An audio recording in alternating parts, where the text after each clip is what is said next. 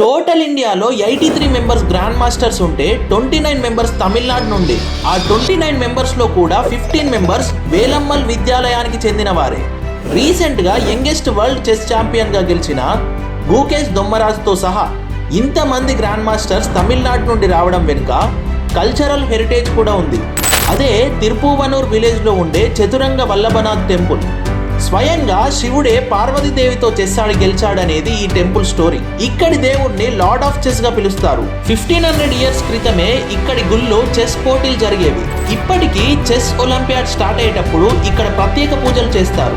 1920లో ఏర్పడిన Mylapore solar chess club కూడా పోటీలు నిర్వహించి ఎంకరేజ్ చేసేది. గుకేష్ మన తెలుగోడే అయినా తమిళనాడులోని వేలమ్మల్ విద్యాలయాల్లో ట్రైన్ అయ్యి 39 ఏళ్ల క్రితం గ్యారీ క్యాస్పరోవ్ క్రియేట్ చేసిన యంగెస్ట్ వరల్డ్ చెస్ ఛాంపియన్షిప్ చేసి తమిళనాడు లెగసీని కొనసాగించాడు.